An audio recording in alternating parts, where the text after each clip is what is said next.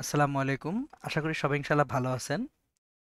আমরা নিউটনিয়ান বলবিদ্যা পড়ছিলাম এবং গত লেকচারে আমরা ঘর্ষণ কি এ সম্পর্কে জানছিলাম। গত ক্লাসে আমরা এটাও শিখেছিলাম যে আমাদের যে ঘর্ষণ গুণাঙ্কগুলি আছে তার মধ্যে স্থিতি ঘর্ষণ গুণাঙ্ক সবসময় গতীয় ঘর্ষণ গুণাঙ্ক অপেক্ষা বেশি হয়। তো আজকের লেকচারটা আমি সেখান থেকে শুরু করব এবং ঘর্ষণ সংক্রান্ত আপনাদের গাণিতিক সমস্যাগুলি আমি দেখাবো ইনশাল্লাহ। তো প্রথম যে কোশ্চেনটা আজকের লেকচারে সেটা হচ্ছে মিনিমাম বা ন্যূনতম কত বল দিলে একটি অমসৃণ তলের উপর একটা বস্তু গতিশীল হবে। তাহলে কোশ্চেনটা হচ্ছে ন্যূনতম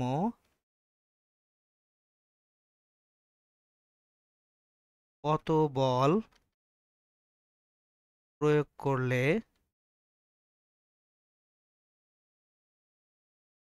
একটি বস্তু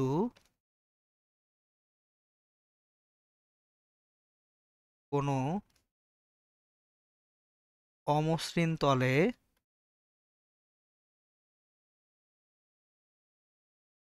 গতিশীল হবার উপক্রম করবে।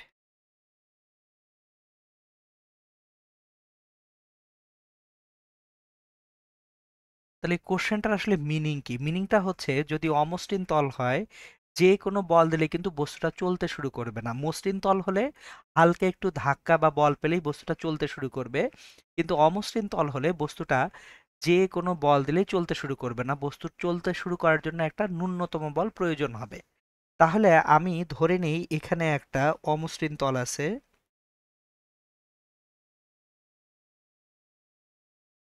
এই অমসৃণ তলে আমার একটা বস্তু রাখা আছে এখানে।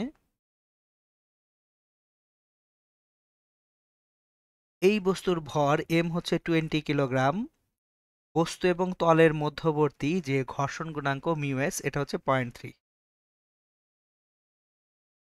তাহলে সর্বনিম্ন যে বল দিলে এই বস্তুটা গতিশীল হতে শুরু করবে সেটার একটা নাম আছে, সেটাকে বলা হয় স্থিতি ঘর্ষণের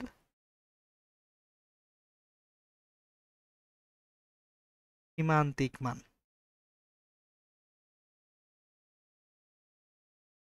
যার অর্থ দাঁড়ায় ন্যূনতম যে বল প্রয়োগ করলে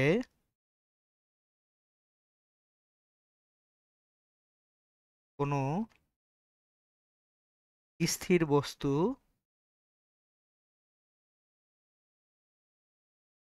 একটি অমসৃণ তলে গতিশীল হবার উপক্রম করে।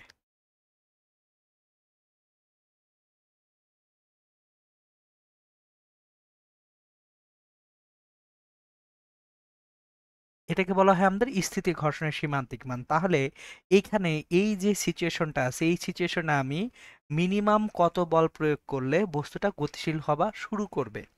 তাহলে এই মিনিমাম বলটা ন্যূনতম প্রযুক্ত বল, যেটাকে আমরা এফএস বলবো, FS equals to mu S into R. তাহলে mu S into R equals to MG. দেখেন এখানে অভিলম্ব প্রতিক্রিয়া বা তলের উপর লম্ব বরাবর যে প্রতিক্রিয়া বল, ওজন এমজি খাড়া নিচের দিকে কাজ করছে, এই তলের উপর লম্ব বরাবর প্রতিক্রিয়া বল আর। তাহলে আর সমান কত?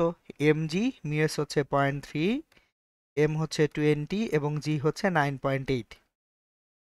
তাহলে মিনিমাম যে বলটা দরকার এই বস্তুটাকে গতিশীল করতে শুরু করার জন্য, সেই মিনিমাম বলটা আমরা পাচ্ছি 0.3 ইন্টু 20 ইন্টু 9.8, এটা হবে 58.8 নিউটন। তাহলে আমি যদি 58.8 নিউটনের কম বল প্রয়োগ করি এই বস্তুটা কিন্তু গতিশীল হতে শুরু করবে না। তো প্রযুক্ত বলটা যদি 58.8 নিউটনের কম হয় সেক্ষেত্রে বস্তুটা কি চলবে? চলবে না। কোশ্চেন হচ্ছে সেক্ষেত্রে ঘর্ষণ বল কত। তো এখন যদি প্রশ্নটা করা হয় প্রযুক্ত বল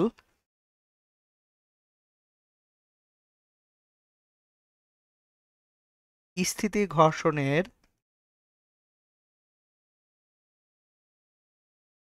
সীমান্তিক মানের চেয়ে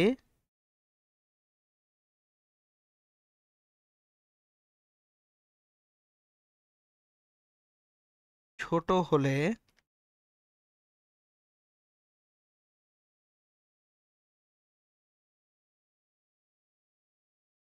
ঘর্ষণ বল কত? আমার যদি প্রযুক্ত বলটা স্থিতি ঘর্ষণের সীমান্তিক মানের চেয়েও ছোট হয় সেক্ষেত্রে ঘর্ষণ বল কত হবে সেটা আমাদের জানতে চাওয়া হলো।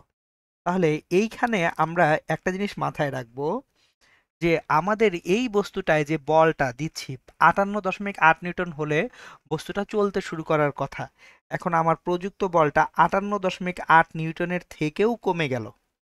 তো আমি যে বলটা দিচ্ছি এইখানে প্রযুক্ত বল এফ হয়ে গেল 20 নিউটন।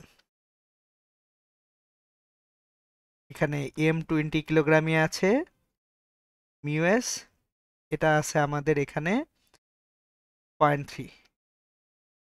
তাহলে মিনিমাম যে বলটা দরকার এই বস্তুটাকে সরাতে, সেই মিনিমাম বলটা কিন্তু একটু আগে পেয়েছি 58.8 নিউটন, কিন্তু আমি বল দিয়েছি কত 20 নিউটন। তাহলে মিনিমাম যে বল দরকার তার থেকে কম বল যদি আমি প্রয়োগ করি সেক্ষেত্রে তো বস্তুটা সরার কোনো কারণই নেই।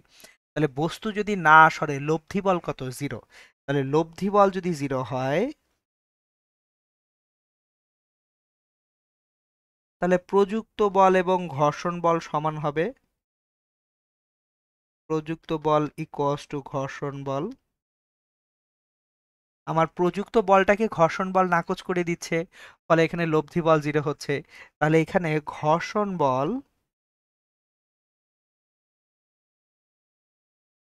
এফ সমান 20 নিউটন হচ্ছে।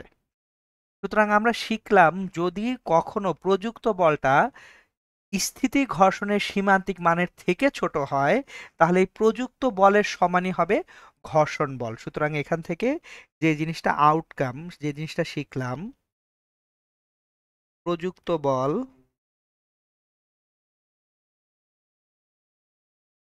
লেস দ্যান স্থিতি ঘর্ষণের সীমান্তিক মান যদি হয়,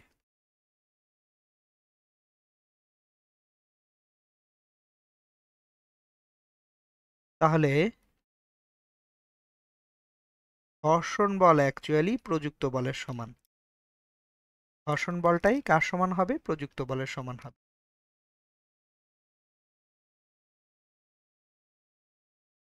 এখন প্রশ্ন হচ্ছে যদি প্রযুক্ত বল স্থিতি ঘর্ষণের সীমান্তিক মানের থেকে বড় হয়,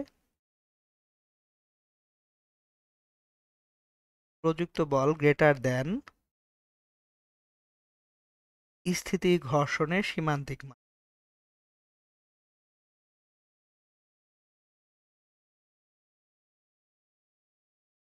তাহলে ঘর্ষণ বলটা কার সমান হবে? তাহলে ঘর্ষণ বলটা হবে স্থিতি ঘর্ষণের সীমান্তিক মানের সমান।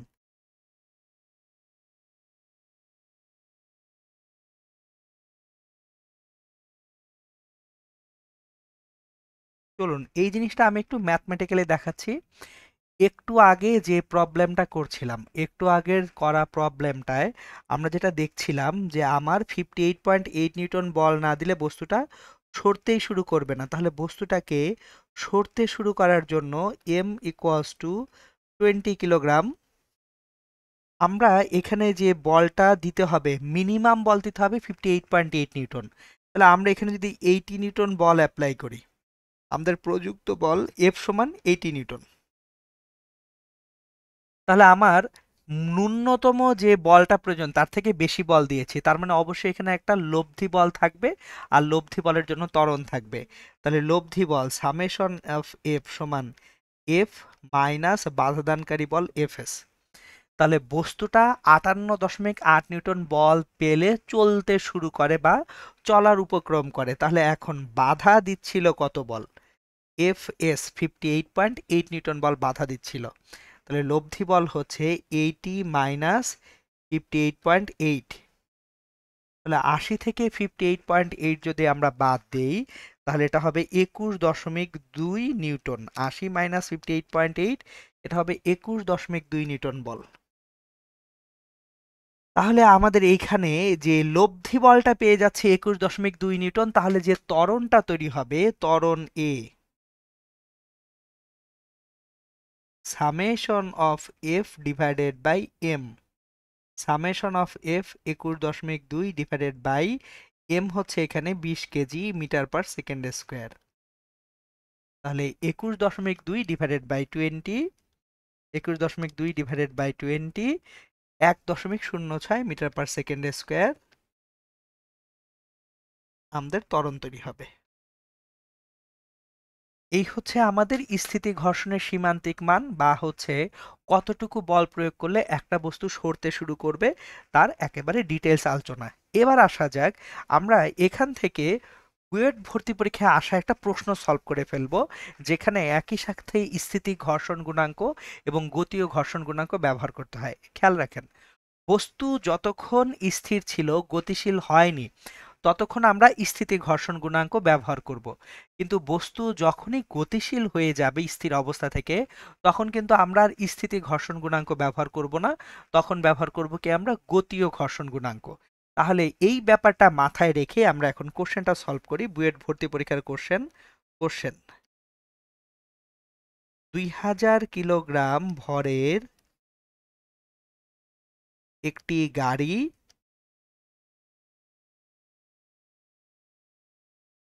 কোনো সমতল রাস্তায়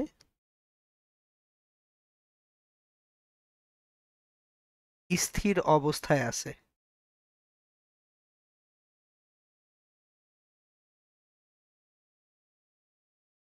তাহলে আমাদের 2000 কিলোগ্রাম ভরের একটা গাড়ি কোনো রাস্তায় স্থির অবস্থায় আছে।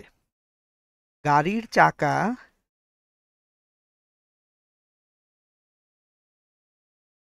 ও রাস্তার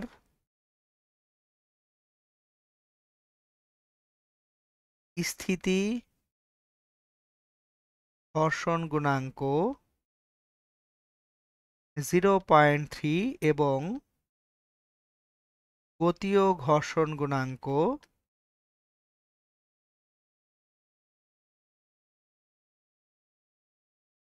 0.2। তাহলে গাড়ির চাকা এবং রাস্তার স্থিতি ঘর্ষণ গুণাঙ্ক দেওয়া আছে 0.3 এবং গতীয় ঘর্ষণ গুণাঙ্ক দেওয়া আছে 0.2। প্রথম প্রশ্নটা হচ্ছে, ন্যূনতম কত বল প্রয়োগ করলে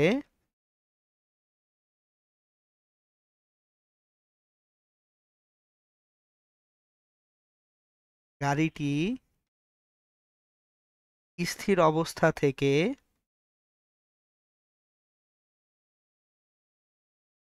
গতিশীল হবার উপক্রম করবে?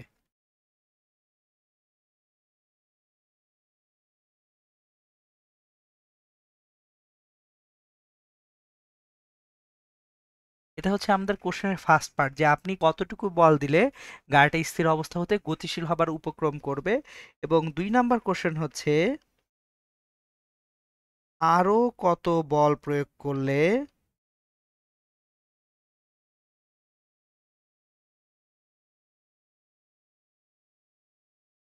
গাড়িটি 2 মিটার পার সেকেন্ড স্কোয়ার ত্বরণে গতিশীল থাকবে?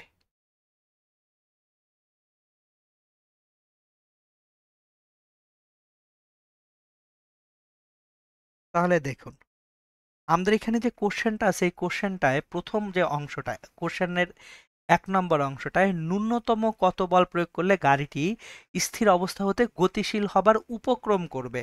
তার মানে কোশ্চেনের এই অবস্থানটা থেকে, এই কোশ্চেনটা থেকে আমরা এটা বুঝতে পারতেছি যে গাড়িটাকে একটা মিনিমাম বল দিলেই সে চলতে শুরু করবে। তাহলে দেখেন, এই কনসেপ্টটাই কিন্তু প্রথমে আমরা পড়েছি আজকের লেকচারের, যে স্থিতি ঘর্ষণের সীমান্তিক মান বা মিনিমাম কত বল দিলে একটা বস্তু স্থির অবস্থা থেকে গতিশীল হবার উপক্রম করে। তাহলে এখানে এসে আমরা যখন ম্যাথটা সলভ করব, তাহলে এই 1 নম্বরের জন্য আমার F S equals to mu S into R. তাহলে মিউ এস এখানে 0.3 দেওয়া আছে, আর সমান এম 2000 ইন্টু জি হচ্ছে 9.8 নিউটন। দেখেন, গাড়িটা কিন্তু রাস্তার উপরে স্থির অবস্থায় দাঁড়ানো আছে এইভাবে। তো যেহেতু গাড়িটা স্থির অবস্থায় দাঁড়ানো আছে, সেহেতু এইখানে যে অভিলম্ব প্রতিক্রিয়া আর, সেটা ডিরেক্টলি গাড়ির ওজন mg এর সমান। তাহলে আর সমান mg, এটাই কিন্তু আমরা এখানে ব্যবহার করে বের করতে পারছি। তাহলে 0.3 ইন্টু 2000 ইন্টু 9.8 এটা আমাদের তাহলে 5880 নিউটন। তাহলে 5880 নিউটন বল প্রয়োগ করলে গাড়িটা স্থির অবস্থা থেকে গতিশীল হওয়ার উপক্রম করবে, তার মানে তার গতিটা কেবল শুরু হবে। এখন আমাদের এই গাড়িটা গতিশীল হয়ে গেছে। সো গতিশীল হওয়ার পরে কিন্তু আর স্থিতি ঘর্ষণ গুণাঙ্ক নেই, এই জিনিসটা মনে রাখতে হবে। একটা গাড়ি যখন গতিশীল হয়ে যাবে, গতিশীল হয়ে যাওয়ার পরে যেটা কাজ করবে সেটা হচ্ছে গতীয় ঘর্ষণ গুণাঙ্ক মিউকে। তাহলে এইবার গাড়িটা কিন্তু গতিশীল অবস্থায় আছে, গতিশীল অবস্থায় গাড়িটা 2 মিটার/সেকেন্ড স্কয়ার ত্বরণে যখন গতিশীল থাকবে, তখনকার গল্পটা যদি আমরা দেখি, তো এই যে গাড়িটা আছে, এই গাড়িটা এখন 2 মিটার/সেকেন্ড স্কয়ার ত্বরণে গতিশীল। তাহলে একটা প্রযুক্ত বল আছে এফ, এই এফ এর অ্যাগেনস্টে এখন যে বাধাদানকারী বল ঘর্ষণ বল, সেটা গতীয় ঘর্ষণ বল এফ কে। এখন কিন্তু এটা স্থিতি ঘর্ষণ বল না, এটা গতীয় ঘর্ষণ বল। এবং এইখানে আমার অভিলম্ব প্রতিক্রিয়া আর ডিরেক্টলি এম জি এর সমান। তাহলে আর সরাসরি কার সমান? এম জি এর সমান। কিন্তু আমার এইখানে লব্ধি বলটা কোথা থেকে আসবে? প্রযুক্ত বল মাইনাস বাধাদানকারী বল থেকে লব্ধি বল আসবে। তাহলে সামেশন অফ এফ সমান এফ মাইনাস এফ কে। তাহলে এফ কত আমি জানি না, এফ কে সমান হচ্ছে মিউ কে ইন্টু আর।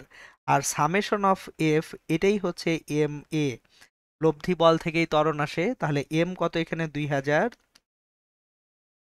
এ হচ্ছে 2, এফ কত জানি না আমরা, মিউকে হচ্ছে 0.2, আর সমান এম জি 2000 ইন্টু 9.8।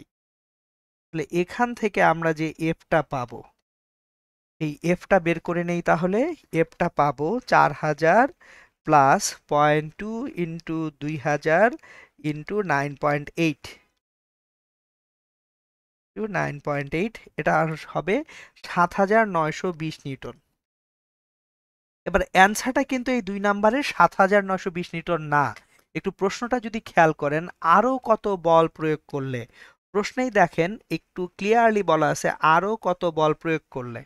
তার মানে অলরেডি কিন্তু 5880 নিউটন বল আপনি দিয়েছিলেন। এই 5880 নিউটন বল দেওয়ার কারণে বস্তুটা স্থির অবস্থা হতে গতিশীল হচ্ছিল। এইবার আপনি 7920 নিউটন বল দিয়ে রাখলে গাড়িটা 2 মিটার/সেকেন্ড স্কয়ার ত্বরণে গতিশীল হবে। তাহলে এক্সট্রা আরো কত বল দিতে হবে এই ত্বরণটা বজায় রাখতে? তাহলে 7920 থেকে 5880 নিউটন অবশ্যই বিয়োগ করতে হবে। তাহলে আরো বল প্রয়োগ করতে হবে, আরো বল প্রয়োগ করতে হবে ইকুয়ালস টু 7920 মাইনাস 5880, মানে হচ্ছে 2040 নিউটন। তাহলে এক্সট্রা আমরা যদি 2040 নিউটন বল প্রয়োগ করি, তাহলে আমাদের এই গাড়িটা অ্যাকচুয়ালি 2 মিটার/সেকেন্ড স্কয়ার ত্বরণে কি থাকবে? গতিশীল থাকবে। এই হচ্ছে এই গোটা ম্যাথটা। সো আশা করি ইনশাল্লাহ এই ম্যাথটা বুঝতে আপনাদের কোনো সমস্যা হয়নি। এখন এইখানে একটা তল যখন সোজা থাকে, সোজা তলের উপর একটা বস্তু সে গতিশীল হয় কি অবস্থায় সেটা আমরা দেখলাম। এর পাশাপাশি আর একটা কনসার্ন চলে আসে, তলটা যদি সোজা না থাকে, তলটা যদি আনত হয়। লেটস সে এই যে একটা তল, আমার হাতে এটা একটা তল আছে, এই তলটা এখন সোজা আছে। তলটা কিভাবে আছে? সোজা আছে। এই তলের উপরে আমি একটা বস্তু রাখবো। সো এই তলটা, এটা পরিষ্কার দেখা যাচ্ছে না, আমরা আর একটা তল নেই যেটা পরিষ্কার দেখা যাবে, একটু চকচকে তল নিব। তো আমি এখন এই তলটা নিলাম, এই যে দেখেন এটা আর একটা তল। তো এই তলটা, এই যেহেতু একটা ফোন, ফোনের স্ক্রিনটা ক্লিয়ারলি দেখা যাবে। তো আমরা এখন আরেকটা তল নিব। তো এই যে আরেকটা তল, এই যে এটা আরেকটা তল। তাহলে আমি এখন এই তলটা রাখলাম এখানে, এই তলের উপরে এই যে আরেকটা বস্তুকে রাখবো, এই বস্তুটাকে রাখবো। এভাবে বস্তুটা তলের উপরে রেখে দিচ্ছি, যে দেখেন বস্তুটা আছে। এখন এই বস্তুটা তলের উপরে কিন্তু স্থির অবস্থায় আছে। এই বস্তুটা কি তলের উপরে গতিশীল না স্থির অবস্থায় আছে? অবশ্যই স্থির অবস্থায় দেখতে পাচ্ছি আমরা। এখন এই তলটা আমি জাস্ট যদি কাত করি, যে কাত করতে শুরু করলাম, কাত করলে শুরু করলে একসময় কিন্তু এই বস্তুটা পড়তে শুরু করে। তো আমি আর একবার দেখে আপনাদেরকে, এই যে তলের উপরে একটা বস্তু আছে, বস্তুটা স্থির আছে। তলটা যে আমি আস্তে আস্তে কাত করলাম, বস্তুটা কি পড়ে গেল না? তাহলে এই যে তলটা কত কোণে কাত করলে, আমি কত কোণে তলটা কাত করলে বস্তুটা পড়বে, আমি আপনাদেরকে একদম ক্লিয়ারলি দেখাই, চিত্র আঁকি, তাহলে বুঝতে আরো সুবিধা হবে। এটা হচ্ছে তাহলে আমাদের এখন তলের পজিশন। আমরা একটু তলের পজিশনটা অনুযায়ী এই তলটাকে এখানে রাখবো। তো আমি যখন এই তলটাকে এখানে রাখতেছি, এই তলটাকে আমি তলটা উপরে না এঁকে এই পাশে বা নিচে আঁকি, সেক্ষেত্রে ক্যামেরার অ্যাঙ্গেলে ভালো ধরা পড়বে। তো লাইক দিস, এখানে রাখি, এটা বুঝতে সুবিধা হবে। এই যে দেখেন, তলটা আমি কিন্তু এই যে এখানে লাল দাগ বরাবর তলটাকে রেখেছি, তলটাকে লাল দাগ বরাবর রেখেছি। তাহলে এইখানে আমি যখন এই যে উপরের পেন ক্যাপটাকে আমি কখন পড়বে, এই যে তলটায় দেখেন এখন কাত হচ্ছে, অ্যাঙ্গেল ক্রিয়েট হচ্ছে যে ক্লিয়ারলি বোঝা যাচ্ছে। তাহলে কোনো একটা অ্যাঙ্গেল, এই যে পেন ক্যাপটা পড়ে গেল, তাহলে এই অ্যাঙ্গেলটা কত, কত কোণে একটা তল আনত হলে তলের উপর থেকে একটা বস্তু পড়ে যাবে, সেই জিনিসটা এখন আমাদের বের করতে হবে। তাহলে আমরা এখানে যে সিচুয়েশনটা এখন ডিসকাস করব, সেটা হচ্ছে একটি তল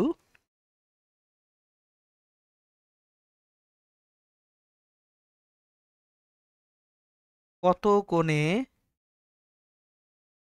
আনত হলে তলের উপর থাকা একটি বস্তু পিছলে পড়তে শুরু করবে।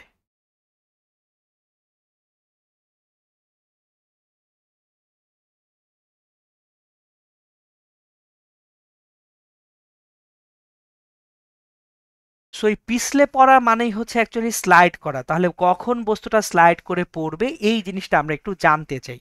তাহলে দেখেন এইখানে এটা একটা তল, এই তলটা নর্মালি অনুভূমিক ভাবে আছে। এখন এই তলটা অনুভূমিক থেকে যখন আনত হবে তখন কি গল্পটা হবে সেটা দেখব। তো তলটাকে আমি অনুভূমিক থেকে আনত করলাম থিটা কোণে।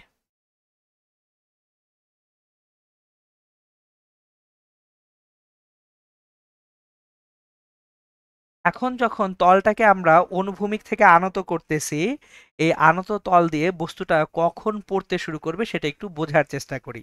দেখেন, আমাদের এই বস্তুটার ওজন mg খাড়া নিচের দিকে কাজ করে, ওজন mg কাজ করে খাড়া নিচের দিকে। এখন ভেক্টর থেকে আমরা পড়ে আসছি যে mgর যে উপাংশটা তল বরাবর কাজ করে mg সাইন থিটা, আর তলের উপর লম্ব বরাবর যে উপাংশ কাজ করবে সেটা mg cos থিটা। এবার তাহলে অভিলম্ব প্রতিক্রিয়া, তলের উপর লম্ব বরাবর যে প্রতিক্রিয়া বল কাজ করে এই প্রতিক্রিয়া বল হবে আর, এই তলের উপরে লম্ব বরাবর যে প্রতিক্রিয়া বল কাজ করে এই আর, আর সমান তাহলে এখানে mg cos থিটার সমান, আর সমান mg cos থিটার সমান হবে। এখন খেয়াল করেন, আমি এনাফ আনত না করলে, আমি যদি তলটাকে প্রয়োজন অনুযায়ী আনত না করি, বস্তুটা কিন্তু পড়বে না। কেন? কারণ তলের সঙ্গে বস্তুর একটা কি আছে, ঘর্ষণ বল আছে। তো আবার আমি সিনারিওটা আপনাদেরকে দেখাই, বুঝতে সুবিধা হবে।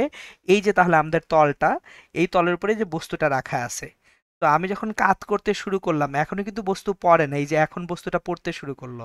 তাহলে বস্তুটা কেন বেশ কিছু পরে পড়তে শুরু করে, যতক্ষণ পর্যন্ত ঘর্ষণ গুণাঙ্ক যেটা আছে সেটার কারণে যে ঘর্ষণ বলটা তৈরি হবে, ঘর্ষণ বল কোন দিকে তৈরি হয়, গতির বিপরীতে। এই বস্তুটা আনত তলে তার টেন্ডেন্সি বা প্রবণতা নিচের দিকে পড়ার, তাহলে গতি সৃষ্টি হওয়ার উপক্রম হবে নিচের দিকে, সুতরাং ঘর্ষণ বল কাজ করবে কোন দিকে, উপরের দিকে। তাহলে ঘর্ষণ বল কাজ করবে এই দিকে, এটা হচ্ছে আমাদের ঘর্ষণ বল Fs। তাহলে এই এফএসটা এবং mg সাইন থিটা যতক্ষণ পর্যন্ত সমান না হচ্ছে বস্তুটা ততক্ষণ পড়ার উপক্রম করবে না। যেই মাত্র mg সাইন থিটাটা এফএসটাকে অলমোস্ট অতিক্রম করে রাখবে, স্থিতি ঘর্ষণের সীমান্তিক মানটাকে যেই অতিক্রম করবে তৎক্ষণাৎ বস্তুটা কি করতে শুরু করবে, স্লাইড করতে শুরু করবে। তাহলে আমাদের এখানে mg sine theta equals to FS, কিন্তু এফএস সমান মিউ এস ইন্টু আর, আর এখানে আর পেলাম mg cos থিটা বা mg sin theta equals to mu S into mg cos theta. বা mg কেটে দিলে tan theta equals to mu S. এখান থেকে থিটা সমান পাবো tan ইনভার্স মিউ এস। তার মানে একটা বস্তু এবং একটা তলের ঘর্ষণ গুণাঙ্ক মিউ এসটা যদি আমরা জানি, সেক্ষেত্রে কত কোণে তলটাকে আনত করলে বস্তুটা তলের উপর দিয়ে পড়তে শুরু করবে সেটাও কিন্তু আমরা ইনশাল্লাহ জানবো। এই ছিল আমাদের এই সিনারিওটা। আশা করি ইনশাল্লাহ কারো বুঝতে কোনো সমস্যা হচ্ছে না। তাহলে একটা জিনিস খেয়াল করি, আমাদের কিন্তু এখন এই সিনারিওতে এসে দেখলাম অভিলম্ব প্রতিক্রিয়া আর চেঞ্জ হয়ে গেল। তাহলে এবার বোঝা যাচ্ছে সকল সিনারিওতে অভিলম্ব প্রতিক্রিয়া আর একই হবে না। এখন আমাদের উদ্দেশ্য হচ্ছে ভিন্ন ভিন্ন সিনারিও বা ভিন্ন ভিন্ন অবস্থায় অভিলম্ব প্রতিক্রিয়া আর এর সমীকরণ নির্ণয় করতে শেখা। তাহলে চলুন বিভিন্ন অবস্থায় অভিলম্ব প্রতিক্রিয়া আর নির্ণয়। তা আমরা এখন তাহলে আগে অভিলম্ব প্রতিক্রিয়া আর নির্ণয় করতে শিখি। ভিন্ন ভিন্ন অবস্থায়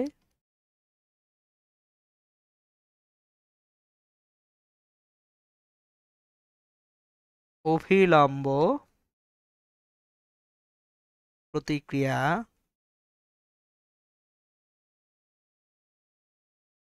আর নির্ণয়। আমি একটা একটা করে মোটামুটি যতগুলি সিনারিও আমাদের এইচএসসি লাইফে দরকার হবে একটা একটা করে আপনাদেরকে দেখাবো ইনশাল্লাহ। তাহলে প্রথমেই ফার্স্ট সিনারিও যেটা, সেটা হচ্ছে একেবারে সোজা সাপটা একটা তলের উপরে একটা বস্তু রেখে দিয়েছি। তাহলে এটা হচ্ছে সোজা একটা তল, কোনো প্রযুক্ত বল নেই, আমার এমজি খাড়া নিচের দিকে কাজ করে আর সোজা উপরের দিকে কাজ করে। তাহলে এটা 1 নম্বর সিনারিও। এই 1 নম্বর সিনারিওতে আর সমান এমজি হয়।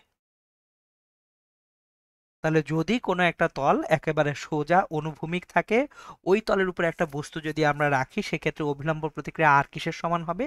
এমজি এর সমান হবে। সেকেন্ড সিনারিও, আমার বস্তুটা একটা তলের উপরে আছে, অনুভূমিক তলের উপরেই আছে, কিন্তু এবার একটা প্রযুক্ত বল দেওয়া হলো। এফ বলটা দেওয়া হলো অনুভূমিক ভাবেই। তাহলে আর এমজি, এক্ষেত্রেও দেখেন ওয়াই অক্ষে আর আর এমজি ছাড়া তো কিছু নেই। তাহলে আর সমান এমজি এই সিনারিওতেও হবে। 3 নম্বর সিনারিওতে আসি। আমি এখনো এইখানে একটা বস্তুকে রেখেছি, কিন্তু এই বস্তুটাকে এখন উপরের দিকে টানতে শুরু করলাম। আমি একটা এফ বল উপরের দিকে দিলাম, যেই এফটা less than MG. F MG এর থেকে ছোট, কারণ এমজি এর থেকে বড় হলে তো বস্তু উপরের দিকে উঠে যাবে, তাহলে এই তলের সঙ্গে বস্তুর কোনো কন্ট্যাক্টই থাকবে না। তাহলে আমার যদি এফ লেস দ্যান এমজি হয় এখানে, সেক্ষেত্রে উপরের দিকে একটা অভিলম্ব প্রতিক্রিয়া আর আছে, নিচের দিকে একটা এমজি আছে। এখন একটু এই জিনিসটা বোঝার চেষ্টা করি। যে কোনো একটা বস্তু সেটা তল বরাবর গতিশীল হয়, বস্তু কিন্তু তল বরাবর গতিশীল হয়, তখনই আমরা ঘর্ষণ নিয়ে কাজ করি। বস্তু কিন্তু তলের উপর লম্ব বরাবর গতিশীল হওয়ার সুযোগ নেই, কারণ তলের উপর লম্ব বরাবর গতিশীল হওয়া মানে তল থেকে উঠে যাওয়া, তখন ঘর্ষণ বলই নেই। তাহলে এখানে আমাদের আর প্লাস এফ সমান এমজি, বা আর সমান এমজি মাইনাস এফ। তো আমাদের যদি বলটা ঊর্ধ্বমুখী দিয়ে দেই, যে বস্তুতে উপরের দিকে একটা বল আছে, তখন এই অভিলম্ব প্রতিক্রিয়া আর এবং এফ মিলিয়ে এমজি এর সমান হবে। এর পরের সিনারিওতে আসি।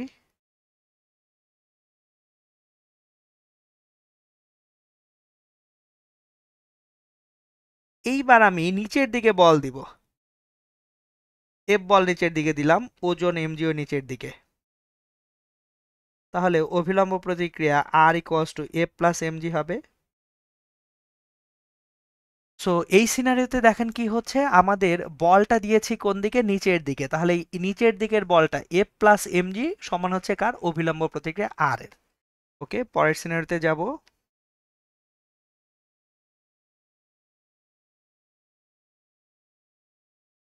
একটা বস্তুকে আমি এফ বলেই টানছি, কিন্তু অনুভূমিকের সঙ্গে থিটা কোণে। তাহলে এই যে বলটা, এই বলটার দুটো উপাংশ থাকবে, একটা হচ্ছে অনুভূমিক বরাবর উপাংশ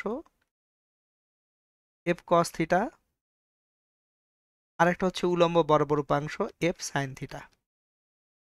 তাহলে এফ সাইন থিটার অভিলম্ব প্রতিক্রিয়া আর একই দিকে কাজ করবে, ওজন এমজি আরেক দিকে কাজ করবে। তাহলে R plus F sine theta সমান এমজি। বা R equals to mg minus F sine theta. দেখেন এখন একটা জিনিস বলি, অলরেডি কিন্তু 5টা সিনারিও ডেভেলপ করে ফেলছি। এইটা তো বোঝা উচিত যে ভাইয়া আপুরা অভিলম্ব প্রতিক্রিয়া আর কোনোভাবেই মুখস্থ করা যাবে না। কারণ কয়টা মুখস্থ রাখবেন? আমার সিনারিও অনুযায়ী অভিলম্ব প্রতিক্রিয়া আমরা নির্ণয় করতে শিখব। তো মাথায় রাখবো, তলের উপর লম্ব বরাবর অ্যাকচুয়ালি বস্তু যেহেতু গতিশীল হচ্ছে না, তলের উপর লম্ব বরাবর লব্ধি বলটা কত হবে? 0 হবে। তলের উপর লম্ব বরাবর আমাদের লব্ধি বলটা 0 হয়ে যাবে। তাহলে এখন এখানে আসি 6 নাম্বার সিনারিওতে। তাহলে বস্তুটাকে আমরা একটু এইভাবে বল দিলাম, অনুভূমিকের সাথে থিটা কোণ করে বলটা নিচের দিকে দিলাম এফ। তাহলে এফ কস থিটা ডান দিকে, এফ সাইন থিটা নিচের দিকে, ওজন এমজি নিচের দিকে, অভিলম্ব প্রতিক্রিয়া আর উপরের দিকে। তাহলে R equals to MG plus F sine theta. একটা মজার জিনিস খেয়াল করে আপনাদেরকে মনে একটু দেখেন, রিমেম্বার করাই। আমরা যখন ভেক্টর পড়ছিলাম, লন রোলার ঠেলার থেকে টানা সহজ পড়ছিলাম না? এই যেটা হচ্ছে ঠেলা, ঠেলার সময় অভিলম্ব প্রতিক্রিয়া আর বেড়ে গেছে, আর বাড়লে মিউ ইন্টু আর বাড়বে, মিউ ইন্টু আর বাড়া মানে ঘর্ষণ বল বাড়বে। তাহলে লন রোলার যখন আপনি ঠেলতে যাচ্ছেন, ঘর্ষণ বল বাড়ার কারণে ওটা কঠিন।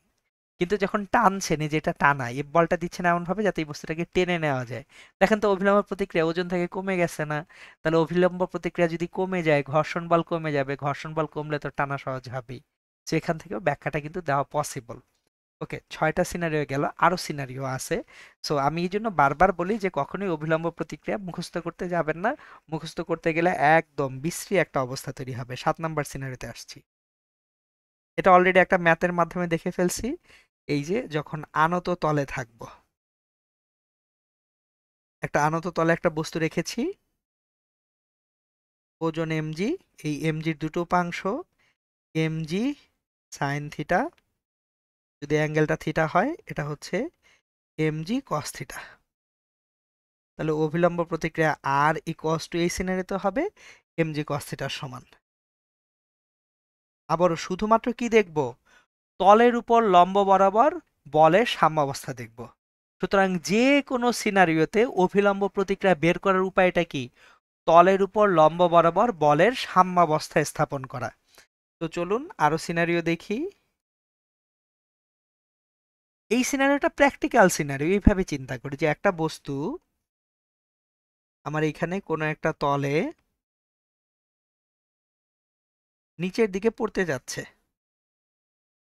তাহলে এখানে থিটা কোণ আছে, ওজন এমজি, এদিক বরাবর কাজ করছে এমজি সাইন থিটা, আর এদিক বরাবর কাজ করছে এমজি কস থিটা।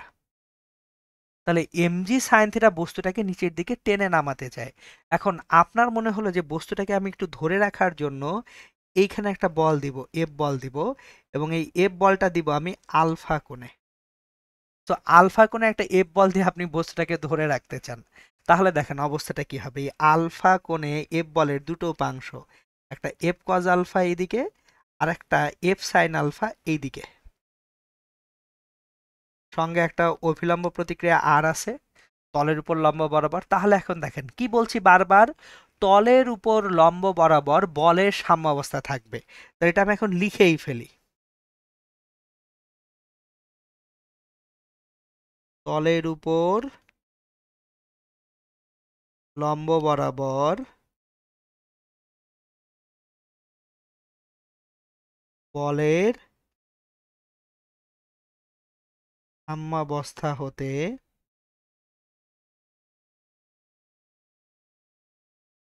অভিলম্ব প্রতিক্রিয়া আর এর সমীকরণ নির্ণয় করা যায়।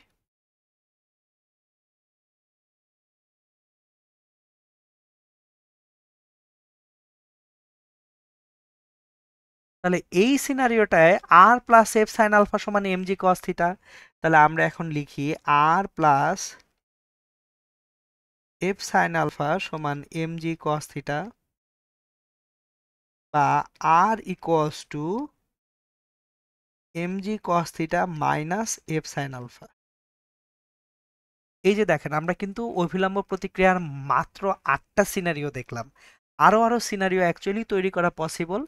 এখন আমরা অভিলম্ব প্রতিক্রিয়া কিভাবে পাচ্ছি সেটা আমরা শিখে ফেলছি যে তলের উপর লম্ব বরাবর বলের সাম্যাবস্থা হতে অভিলম্ব প্রতিক্রিয়া আর এর সমীকরণ নির্ণয় করতে পারি। সুতরাং যে কোনো সিনারিও আসুক আপনি সিম্পলি যেটা করবেন যে বলগুলার উপাংশ নিব আমরা তল বরাবর, তলের উপর লম্ব বরাবর। দেখেন আমরা কিন্তু তাই করতেছি যে তল বরাবর এই বলের উপাংশ এমজি সাইন থিটা নিয়েছি, তলের উপর লম্ব বরাবর এমজি কস থিটা নিয়েছি। অভিলম্ব প্রতিক্রিয়া তলের উপর লম্ব বরাবর কাজ করে, তাহলে তলের উপর লম্ব বরাবর বলের সাম্যাবস্থা থেকে আমরা অভিলম্ব প্রতিক্রিয়া আর এর সমীকরণ পেয়ে যাব। সো এই ছিল আমাদের অভিলম্ব প্রতিক্রিয়া আর নির্ণয়ের যে প্রসিডিউর বা মেথড সেটা। এইবার ঘর্ষণ সংক্রান্ত যে কোনো ম্যাথ আমরা যদি সলভ করতে যাই কিভাবে সলভ করব আমি সেটার অ্যালগোরিদম আপনাদেরকে শিখাবো এবং সেই অ্যালগোরিদম অ্যাপ্লাই করে কিভাবে ম্যাথ সলভ করা যায় সেটা শিখাবো। সো তাহলে চলুন আমি সব সময় এই জিনিসগুলা একটা মেথডের মধ্যে দিয়ে শিখিয়ে দিই। সো আমি আগে মেথড বা অ্যালগোরিদম লিখব। তাহলে ঘর্ষণ সংক্রান্ত সকল সমস্যা সমাধানের উপায়, ঘর্ষণ সংক্রান্ত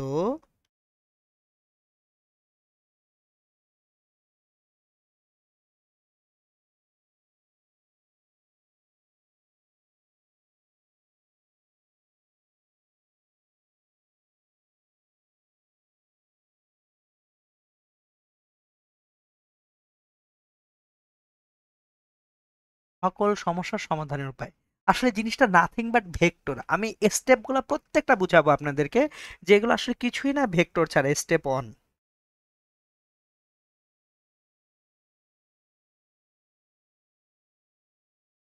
প্রদত্ত বলগুলিকে,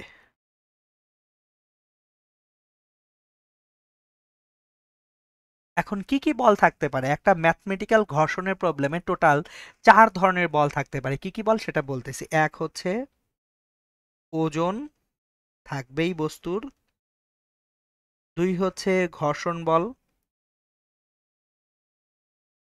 তিন হচ্ছে অভিলম্ব প্রতিক্রিয়া বল।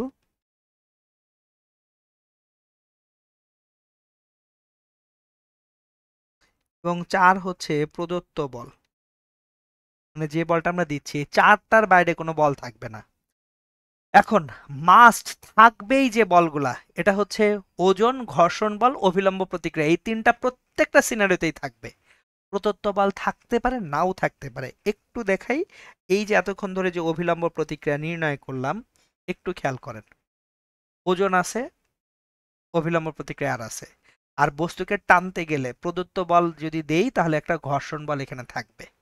এখন কেন বলছি প্রদত্ত বল থাকতে পারে, নাও থাকতে পারে, সেটার কারণটা আপনারা এই 7 নাম্বার সিনারিও থেকে বুঝবেন। দেখেন তো এইখানে কোনো প্রদত্ত বল আছে? নাই কিন্তু। আপনি কিন্তু কোনো বল দেন নাই, ওজনের উপাংশই বস্তুটাকে টেনে নামাচ্ছে। তাহলে এখানে ওজন আছে, অভিলম্ব প্রতিক্রিয়া বল আছে, আর ঘর্ষণ বল বস্তুটা যেদিকে গতিশীল হবে বিপরীত দিকে কাজ করবে। তাহলে আমরা এখানে যে বলগুলি আছে টোটাল কয়টা বল থাকবে? 4টা বল। এর মধ্যে 3টা বল মাস্ট থাকবে, ওজন, অভিলম্ব প্রতিক্রিয়া বল, ঘর্ষণ বল। প্রযুক্ত বল বা প্রদত্ত বল, প্রযুক্ত বল না বলে আমি বলি প্রযুক্ত বল। প্রযুক্ত বল এটা থাকতে পারে, নাও থাকতে পারে।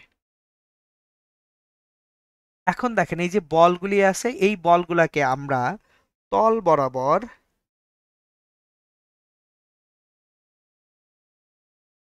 ও তলের উপর লম্ব বরাবর উপাংশে বিভাজন।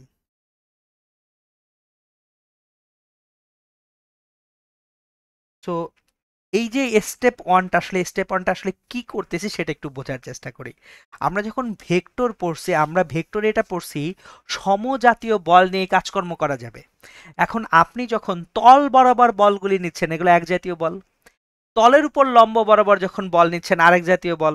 এখনো যাদের বুঝতে কষ্ট হচ্ছে তাদের জন্য ভাই, তল বরাবর যদি হয় এক্স অক্ষ, তলের উপর লম্ব বরাবর কি ওয়াই অক্ষ, আপনি আসলে দুইটা কম্পোনেন্ট আলাদা করে ফেলছেন।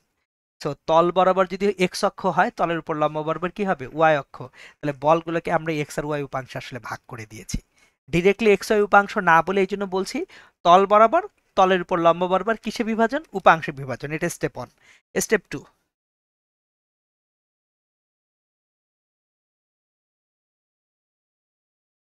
তলের উপর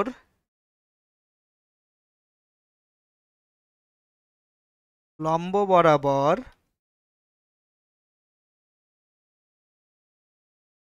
বলের সাম্যাবস্থা হতে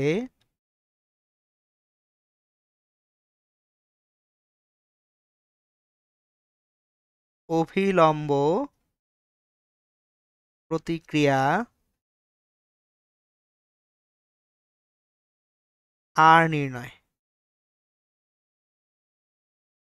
দেখেন এই কাজটা এতক্ষণ ধরে করে আসছি যে তলের উপর লম্ব বরাবর আমরা বলের সাম্যাবস্থা পাই, আর সেই বলের সাম্যাবস্থা থেকে কি করছি, অভিলম্ব প্রতিক্রিয়া আর নির্ণয় করেছি। এটা ছিল স্টেপ 2। এবার আসা যাক স্টেপ 3-তে।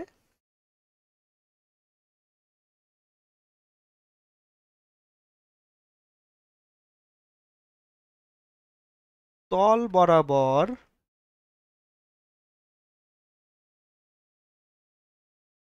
গতির বিপরীতে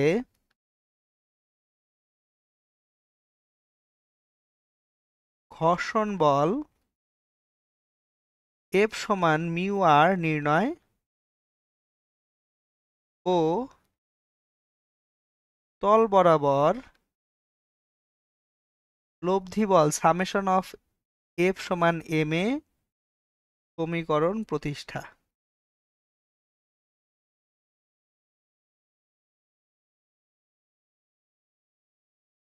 সো আমরা তল বরাবর গতির বিপরীতে ঘর্ষণ বল এফ সমান মিউ আর নির্ণয় করব। এরপর তল বরাবর সামেশন অফ এফ সমান এম এর সমীকরণ লিখব। কাজ শেষ। স্টেপ 3 পর্যন্ত আসছেন, সমীকরণের সমাধান করলেই আমরা পেয়ে যাব সকল কিছু। স্টেপ 4,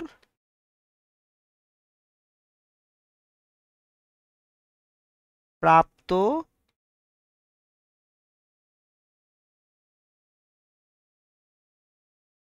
সমীকরণগুলির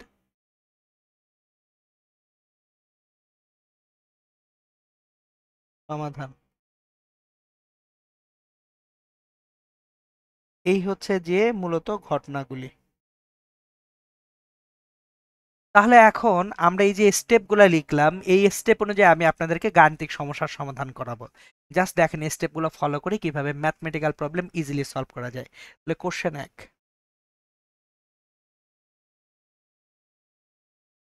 কোশ্চেনগুলো আমি হচ্ছে ডায়াগ্রাম আকারে আঁকবো, লেখাটা না লিখে। আশা করি ইনশাল্লাহ আপনারা বুঝে যাবেন ইজিলি।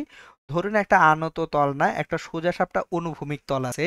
এই অনুভূমিক তলের উপর একটা বস্তু রাখা আছে,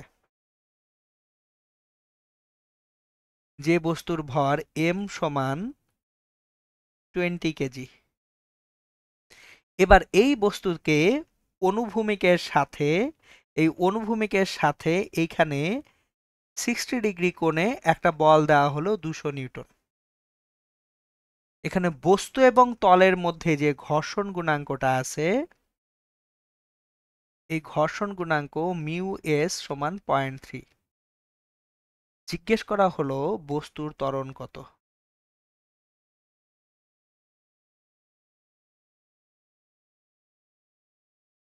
তাহলে প্লেন এবং সিম্পল প্রবলেম, এই টাইপের প্রবলেমগুলো বোর্ড পরীক্ষা একদম কমন প্রবলেম। সো তাহলে দেখেন একটা বস্তু, সেই বস্তুটা 0.3 স্থিতি ঘর্ষণ গুণাঙ্কের একটা তলের উপরে দাঁড়িয়ে আছে।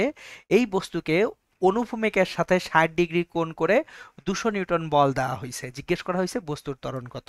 তাহলে আমরা এখন স্ট্রেট ফরওয়ার্ড স্টেপগুলো ফলো করতে শুরু করি, যে দেখি স্টেপগুলো ফলো করে কিভাবে ম্যাথমেটিক্যালি প্রবলেমটা সলভ করা যায়। তাহলে চলুন আমরা প্রবলেমটা সলভ করব। এখন দেখেন, আমরা এইখানে যখন সলিউশনটা তৈরি করব তখন একটা জিনিস বোঝার চেষ্টা করি। আমি জাস্ট এই স্টেপগুলো ফলো করবো, এই 4টা স্টেপ ফলো করবো, এর বাইরে আমি কিচ্ছু করব না। তাহলে স্টেপ অনেক কি বলা আছে, প্রদত্ত বলগুলিকে, যে বলগুলি আছে কি কি বল, ওজন, ঘর্ষণ বল, অভিলম্ব প্রতিক্রিয়া বল আর প্রযুক্ত বল। তাহলে দেখি একটা একটা করে বল এখানে আঁকি। প্রথমেই ওজনকে আঁকি। ওজন mg, খাড়া নিচের দিকে কাজ করে। m তাহলে 20, g হচ্ছে 9.8, তাহলে 196 নিউটন খাড়া নিচের দিকে কাজ করতেছে। থাকুক এটা। এরপর ওজনের পরে ঘর্ষণ বল আসবে, ঘর্ষণ বলটা একটু পরে আসি। অভিলম্ব প্রতিক্রিয়া বল তলের উপর লম্ব বরাবর কাজ করবে, এটা আর কত আমি জানি না এখনো, থাকুক। 200 নিউটন বল 60 ডিগ্রি কোণে কাজ করতেছে। এই 200 নিউটন বলের দুটো উপাংশ আছে, তাহলে এই 200 নিউটন বলের দুটো উপাংশ 60 ডিগ্রি কোণে এই বরাবর, এটা 60 ডিগ্রি কোণ যেহেতু 200 cos 60 degree that is equals to 100 newton. আর উপরের দিকে 200 sin 60 ডিগ্রি, এইটা হবে অ্যাকচুয়ালি কত নিউটন? 200 sin 60 degree √3/2, 100 √3, 173.2 Newton. তো আমি চিত্রটাকে একটু এক্সটেন্ড করে আঁকি বোঝার সুবিধার্থে। তো এইখানে 200 sin 60 ডিগ্রি এটা, উপরে হচ্ছে আর এটা, আর 200 sin 60 ডিগ্রি ইকুয়ালস টু 173.2। জায়গাটা কম নিয়ে ফেলেছি। 200 sin 60 degree equals to 173.2 Newton. এটা কাজ করতেছে সোজা উপরের দিকে। এইবার খেয়াল করেন, ওজন তলের উপর লম্ব বরাবর আছে। 200 নিউটন প্রযুক্ত বলের তল বরাবর, তলের উপর লম্ব বরাবর উপাংশ নিয়ে ফেলেছি, অভিলম্ব প্রতিক্রিয়া আর নিয়ে ফেলেছি। এবার ঘর্ষণ বল কাজ করবে কোন দিকে? গতিশীল যেদিকে হবে তার বিপরীত দিকে। তাহলে বস্তুটায় বল দিচ্ছেন ডান দিকে, অবশ্যই ডান দিকেই গতিশীল হওয়া উচিত। গতিশীল হলে তাহলে ঘর্ষণ বল কাজ করবে এই দিকে, থাকুক এফ। তাহলে প্রদত্ত বলগুলিকে আমরা কি করলাম? তল বরাবর, তলের উপর লম্ব বরাবর উপাংশে বিভাজন করলাম। স্টেপ 1 কিন্তু কমপ্লিট। এবারে স্টেপ 2, তলের উপর লম্ব বরাবর বলের সাম্যাবস্থা। ওকে, খুবই ভালো কথা। এই তলের উপর লম্ব বরাবর উপরের দিকে আর আছে 173.2 আছে, তাহলে আর প্লাস 173.2 ইকুয়ালস টু নিচের দিকে কত আসে? 196, বা আর ইকুয়ালস টু 173.2 এবং 196, 196 মাইনাস 173.2, দ্যাট উইল গিভ আস 22.8। আর পেয়ে গেছি। এখন যখন আমি আর পেয়ে গেছি তখন এখান থেকে একটা জিনিস করব, সেটা হচ্ছে ঘর্ষণ বল এফ নির্ণয় করে ফেলবো। তল বরাবর গতির বিপরীতে ঘর্ষণ বল এফ সমান মিউ আর নির্ণয়। তাহলে f equals to mu r. তাহলে মিউ কত? 0.3, আর কত? 22.8। তাহলে mu r 0.3 into 22.8, 0.3 into 22.8, that will give us 6.84 newton. তাহলে এখানে 6.84 নিউটন। এখন দেখেন লাস্ট স্টেপে, স্টেপ 3 তে কি বলা হয়েছে? তল বরাবর সামেশন অফ এফ সমান এম এর সমীকরণ প্রতিষ্ঠা। তল বরাবর ডানে কাজ করে কত নিউটন? 100 নিউটন। বামে কাজ করে কত? ঘর্ষণ বল এফ। তাহলে 100 মাইনাস এফ সমান এম এ। তাহলে আমরা তল বরাবর 100 মাইনাস এফ সমান এম হচ্ছে 20 এ। তাহলে 100 মাইনাস এফ বা 100 মাইনাস এফ হচ্ছে 6.84 ইকুয়ালস টু 20 এ। সুতরাং এ হচ্ছে 100 minus 6.84, 100 minus 6.84 divided by 20, 4.658, 4.658 metre per second square. তো এই যে দেখেন, জাস্ট স্টেপগুলো যদি আমরা ফলো করি, এই প্রিসাইজ স্টেপগুলো ফলো করলে কিন্তু আমাদের এই যে ম্যাথটা সলভ হয়ে গেল। চলুন আমরা আরো প্রবলেম সলভ করি, যে প্র্যাকটিস হয়ে যাক আমাদের। এই স্টেপগুলা ফলো করে আরো প্রবলেম কিভাবে সলভ করা যায়। আমি সেকেন্ড কোশ্চেনে আসব। আমি টাইপ স্টেপগুলাকে রেখে দিচ্ছি, স্টেপগুলা থাকুক। সেকেন্ড প্রবলেমটা হচ্ছে একটা প্র্যাকটিক্যাল প্রবলেম। আমি প্র্যাকটিক্যাল প্রবলেমটা এখন আপনাদেরকে দেখাবো যে এটা কিভাবে একটা প্র্যাকটিক্যাল প্রবলেম হতে পারে। তো আমি এটা আপনাদেরকে এখনই বুঝাচ্ছি এই সেকেন্ড প্রবলেমটা। তাহলে সেকেন্ড প্রবলেমটা আমি আপনাদেরকে দেখাবো এইভাবে। ধরুন একটা তল উলম্বভাবে আছে, এটা বোঝা যাচ্ছে না। আমি একটা তল নেই, এটা উলম্বভাবে আছে, এটা একটা উলম্ব তল। এটা কি তল?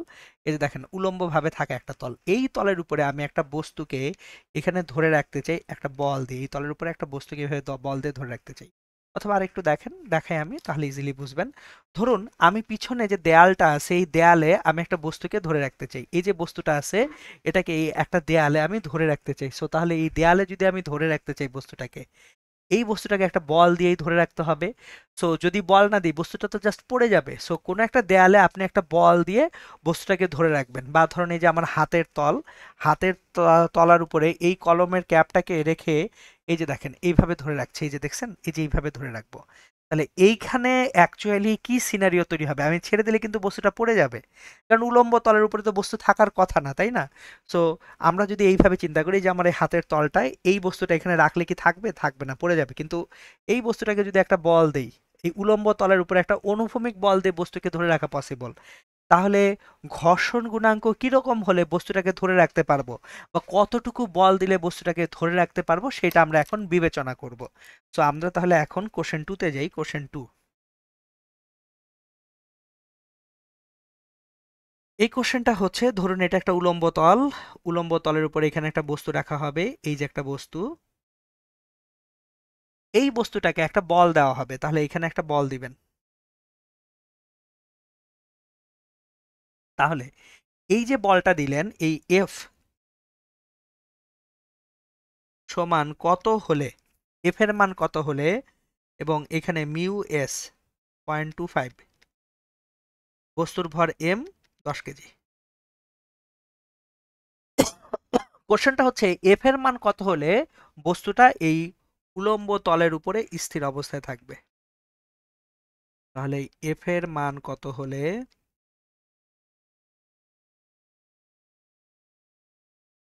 বস্তুটি উলম্ব তলে স্থির থাকবে।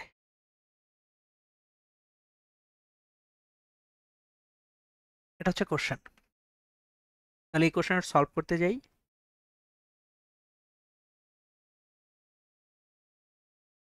তাহলে এফ এর মান কত হলে আমার বস্তুটা উলম্ব তলে স্থির থাকবে সেটা জানতে চাচ্ছি। ওকে, খুবই ভালো কথা। এবার আবার চিত্রটা কি, আমি যে কয়েকটা স্টেপ লিখছি স্টেপগুলো একটু চিন্তা করি। প্রথমে বস্তুতে যে বলগুলি আছে ওজন এমজি, খাড়া নিচের দিকে কাজ করবে। অভিলম্ব প্রতিক্রিয়া আর তলের উপরে লম্ব বরাবর কাজ করবে। প্রযুক্ত বল এফ এখানে এটা। ঘর্ষণ বল গতির বিপরীতে কাজ করবে এফ। দেখেন বস্তুটা তো নিচের দিকে পড়তে চাবে, তাহলে ঘর্ষণ বল কাজ করবে কোন দিকে, গতির বিপরীতে। এই যে চারটা বল তল বরাবর, তলের উপর লম্ব বরাবর হয়ে গেছে। এবার তলের উপর লম্ব বরাবর, তলের উপর লম্ব বরাবর বলের সাম্যাবস্থা হতে অভিলম্ব প্রতিক্রিয়া আর নির্ণয়। তাহলে এফ এবং আর সমান, তাহলে এফ সমান আর। খুবই ভালো কথা। এবার আর জানলে এফ জানবো। এবার এখানে ঘর্ষণ বলে এফ কার সমান, এমজি এর সমান। ওজন এমজি কে ঘর্ষণ বলে এফ নাকচ করতেছে, তাহলে এমজি সমান এফ, কিন্তু এফ সমান মিউ আর, বা আর সমান এমজি বাই মিউ। এম সমান 10 কেজি, জি 9.8, এবং মিউ হচ্ছে 0.25। তাহলে R equals two 98 divided by 0.25, যেটা হয় 98 ডিভাইডেড বাই 0.25, এটা আমাদেরকে দিবে 392 নিউটন। তাহলে আমাদের যে বল অনুভূমিকভাবে প্রযুক্ত করতে হবে, এফ সমান আর সমান 392 নিউটন। অ্যান্সার। তাহলে দেখেন মানে হচ্ছে ঘর্ষণ সংক্রান্ত যে কোনো সিচুয়েশন আসলে জটিল না, মানে আমাদেরকে জাস্ট বুঝতে হবে যে কি করব। স্টেপগুলো জানা থাকলে ম্যাথ কোনো ব্যাপারই না। চলুন আমরা লাস্ট একটা ম্যাথ করব, যেখানে একেবারে দুনিয়ার যত কিছু পসিবল তেনা পেঁচানো সব পেঁচিয়ে এই ম্যাথটা করাবো আমি। তাহলে পরের ম্যাথটায় যাই আমরা, একটু কমপ্লেক্স সিনারিওতেই আসবো। এই টাইপের কমপ্লেক্স সিনারিওগুলো সাধারণত বোর্ড পরীক্ষায় বা অ্যাডমিশন টেস্টেও খুব বেশি থাকে না। মানে ঘর্ষণ নিয়ে খুব বেশি টানাহেঁচড়া করে না, বেসিক জিনিসপত্রগুলোই সাধারণত আমরা ঘর্ষণে বিভিন্ন পরীক্ষায় পাবো। সো মানে আপনারা খুব বেশি প্যারা নেওয়ার দরকার নাই, খুব বেশি টেনশনে পড়ার দরকার নাই যে ঘর্ষণ থেকে না জানি কি আসবে। অলরেডি এই যে যে চারটে স্টেপ পড়াচ্ছে এই চারটে স্টেপ যার মাথায় থাকবে উনি ইনশাল্লাহ সকল ম্যাথ সলভ করে ফেলতে পারবেন। তাহলে চলুন কোশ্চেন 3। ধরুন একটা আনত তল আছে, এই আনত তলটা 30 ডিগ্রি কোণে আনত। এখানে একটা বস্তু আছে, এই বস্তুটার সঙ্গে তলের যে ঘর্ষণ গুণাঙ্ক মিউ সমান 0.2। এখানে এই জায়গায় আরেকটা বল দিচ্ছি আমি তলের সঙ্গে 45 ডিগ্রি কোণে, এবং বলটা 200 নিউটন। 200 নিউটন মানের একটা বল তলের সাথে 45 ডিগ্রি কোণে দেওয়া আছে, এবং বস্তুর ভর m ইকুয়ালস টু 30 কেজি। জিজ্ঞেস করা হলো বস্তুর ত্বরণ কত।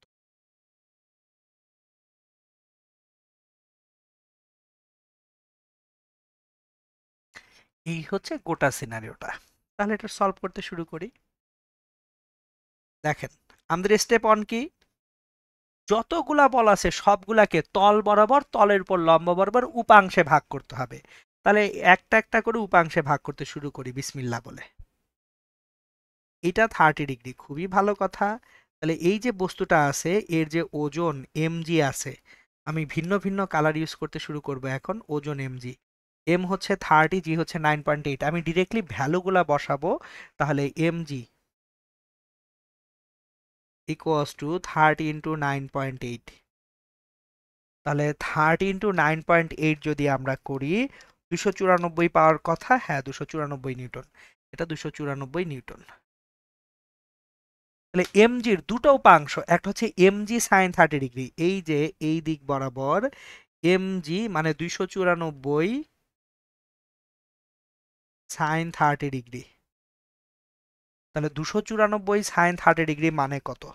294 ইন্টু হাফ, 147 নিউটন। এটা 147 নিউটন।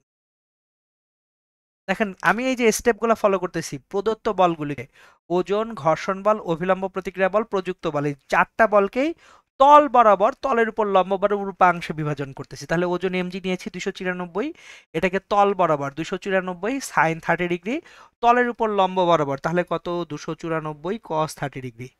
294 কস 30 ডিগ্রি। এটা তাহলে কত দাঁড়ায় দেখি, 294 কস 30 ডিগ্রি, 294 ইন্টু কস 30, এটা আসবে 254.6, 254.6 নিউটন। ওকে, ওজন নিয়ে কাজ শেষ। এরপর দেখেন, অভিলম্ব প্রতিক্রিয়া অবশ্যই তলের উপর লম্ব বরাবর কাজ করবে। তাহলে অভিলম্ব প্রতিক্রিয়া তলের উপর লম্ব বরাবর আর একটা দাঁড় করে রাখি, এটা আর থাকুক। অভিলম্ব প্রতিক্রিয়া তলের উপর লম্ব বরাবর আছে। এইবার নেক্সট যে ফোর্সটা, যে অ্যাপ্লাইড ফোর্স, প্রযুক্ত বল, তাহলে এখানে 45 ডিগ্রি অ্যাঙ্গেলে একটা প্রযুক্ত বল আছে 200 নিউটন। তাহলে এইখানে 45 ডিগ্রি অ্যাঙ্গেলে একটা কাজ করবে 200 কস 45 ডিগ্রি।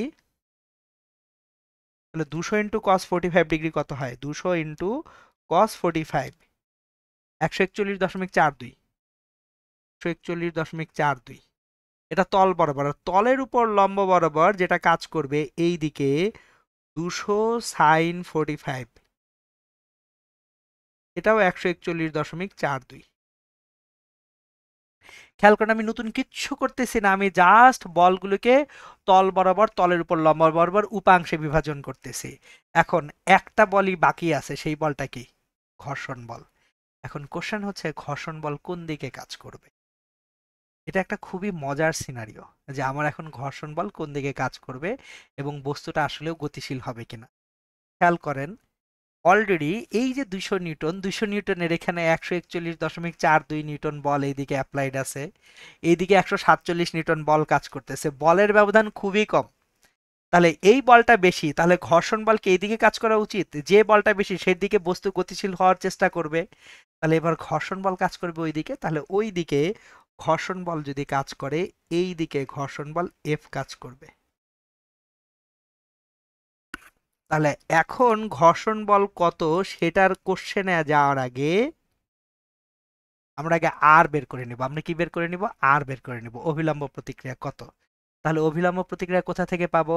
আর প্লাস 141.42 সমান 254.6। তাহলে আর প্লাস 141.42 ইকুয়ালস টু 254.6। তলের উপর লম্ব বরাবর বলের সাম্যাবস্থায় স্থাপন করে ফেলছি। তাহলে এখান থেকে আর ইকুয়ালস টু 254.6 254.6 মাইনাস 141.42, এটা আসবে 113.18।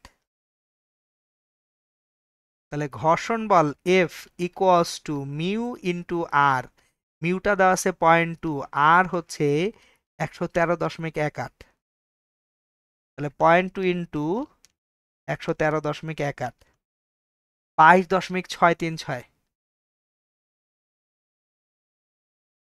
এইবার আসেন ডিসিশন মেকিং প্রসিডিউরে। এটা একটা খুবই সুন্দর ম্যাথ, আমি আর কি এই ম্যাথগুলো করতে খুব পছন্দ করি। কারণ আমি তো বলছি আপনাদেরকে আমার আসলে এত থিওরি টিওরি মানে হচ্ছে সূত্র মনে রাখি না, আমি কনসেপ্টটাকে ডেভেলপ করে দিই। তাহলে এখন এখান থেকে বলেন বস্তুর ত্বরণ হবে কি হবে না? অ্যান্সার হচ্ছে বস্তু ত্বরণশীল হবেই না। কেন? খেয়াল করেন, 147 নিউটন নিচে আছে, উপরের দিকে 141.42 নিউটনের সঙ্গে একটা ঘর্ষণ বল আছে 22.636 নিউটন। তার মানে নিচের বলটার থেকে উপরের দিকের বল বেশি আছে। এখন বস্তু নিচের দিকে গতিশীল হবে না। আবার এটাও বলতে পারবে না ভাইয়া উপরের দিকের বল বেশি, বস্তু তো উপরে চলে যাবে। নো, 141.42 বড় নাকি 147 নিউটন বড়? 147 নিউটন বড়। তার মানে বস্তুর টেন্ডেন্সি বা প্রবণতা হচ্ছে নিচের দিকে আসার। কিন্তু ঘর্ষণ বলটা এখানে বেশি হওয়ার কারণে আমার বস্তুটা কি হবে না? ত্বরণশীল হবে না। এই যে দেখেন, যেহেতু 147 মাইনাস 141.42 লব্ধি বলটা নিচের দিকে কাজ করার কথা, 147 মাইনাস 141.42, 5.5 নিউটন, 58 নিউটন লব্ধি বল আছে নিচের দিকে, ঘর্ষণ ছাড়া 5.58 নিউটন আছে নিচের দিকে। কিন্তু ঘর্ষণ বল কত? 22.636 নিউটন না? তাহলে লব্ধি যে বলটা আছে এটা ঘর্ষণ বলের থেকে কম হয়ে গেছে, বস্তু মুভ করবে না, ত্বরণে জিরো।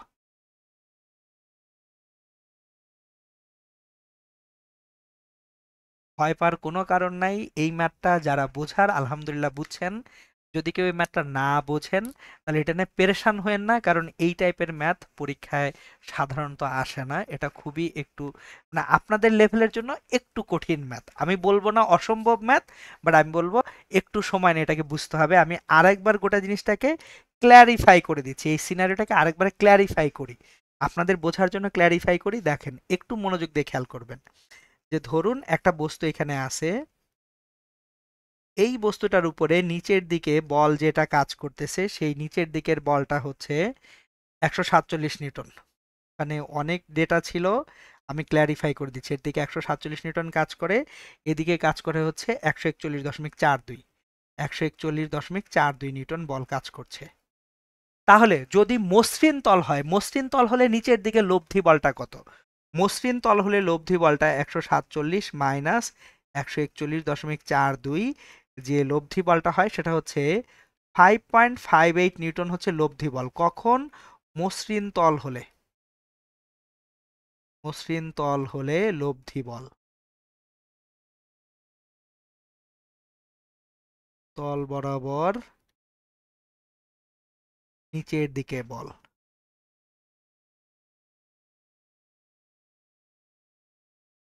কিন্তু এটা মসৃণ তল না, এটা কি অমসৃণ তল। অমসৃণ তল হলে বস্তু যেদিকে গতিশীল হবে বা গতিশীল হবার উপক্রম করবে তার বিপরীত দিকে কি কাজ করবে?